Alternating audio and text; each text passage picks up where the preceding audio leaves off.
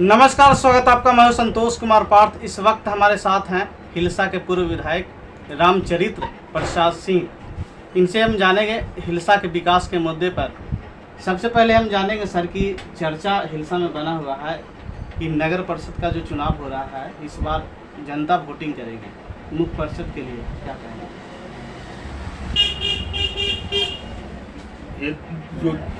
ये आपका प्रश्न बहुत संजीदा प्रश्न है।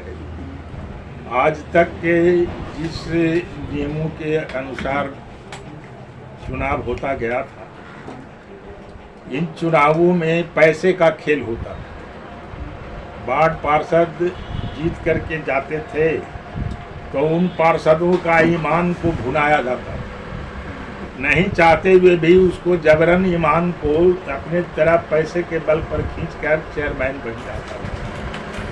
हालत ये होता था कि चेयरमैन बनने के बाद जो करोड़ों रुपया खर्च करके चेयरमैन की कुर्सी को पकड़ते थे, तो उसको तो 1 करोड़ खर्च किया तो उसको 2 करोड़ उसको लाभ होना चाहिए।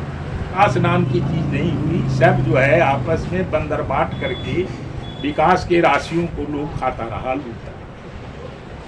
इस वजह से सरकार ने इसको गहन चिंतन के बाद यह निर्णय लिया कि इस चुनाव को क्यों नहीं हम डायरेक्ट जनता के बीच से निकालें। वो डायरेक्ट जनता इसको चयन करके अध्यक्ष और उपाध्यक्ष का चयन करें और इस आधार पर उस तरह का जो करप्शन था चेयरमैन बनने और उपाध्यक्ष बनने के क्रम में, उस करप्शन को बंद किया जाए। हिलसा में है सर कि आप भी मुख्य पार्षद के लिए आ रहे हैं मैदान में। हाँ, यह बात स्पष्ट है। ये भी बात सही है।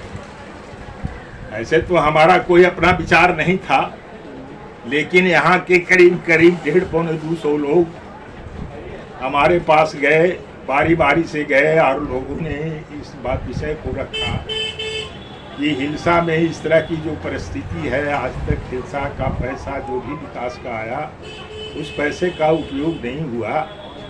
फलतः हिलसा जीर्ण शीर्ण अवस्था में दिखाई पड़ रहा है। आप को इसीलिए लाया जाना हम लोग पसंद करते हैं कि आपका जो टेन्योर रहा है विधायक काल का, उस टेन्योर में आपने जो विधायक काल में जो काम किया है विकास का, इससे एकक जनता वाकिफ है। इसलिए हम चाहते हैं कि आप बैठे हुए रहते हैं, इस अवस्था में आप एक बार इस हिलसा के विकास की गति को लाइन अप कर दें, ताकि आने वाले दिनों में जैसे आपने अपने विधायक काल में हिलसा के विकास को जो गति दिया, वो आज उसी वजह से आज हिलसा जो है बार बार जो है जदयू के खेमे में जाता रहा। अगर इसी तरह का अगर गति हिलसा नगर परिषद को आपके द्वारा दे दिया जाए तो हम हिलसावासी आपका माने हमेशा के लिए उस गति को कायम रखने में हम लोग सक्षम रहेंगे। एक नया अध्याय प्रारंभ होगा, एक नई माने कार्य प्रणाली की शुरुआत होगी। इसलिए हम आपके पास आए हैं। हमने कहा कि अरे हमारी अवस्था और हमारा चेयरमैन पद पर लड़ना उचित नहीं है, इसलिए कि बहुतों लोग कहते हैं कि विधायक होकर के चेयरमैन पद पर लड़ेंगे।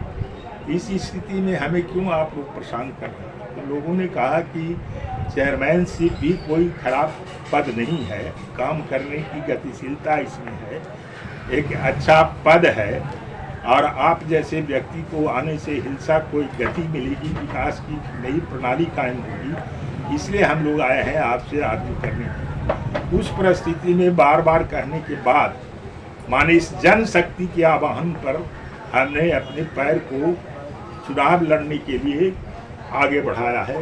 हमारी व्यक्तिगत कोई आकांक्षा नहीं है, लोगों के कहने पर जनशक्ति के आधार पर हम अपने आप को इसमें प्रवेश करने का प्रयास किया है। अब जनशक्ति जाने, हिलसा के लोग समझें कि हमारे जैसे व्यक्तियों को आने से अगर हिलसा को लाभ होता है तो हमको लोग चयन करें, अगर उनको हम नापसंद हैं तो वो नापसंद करें।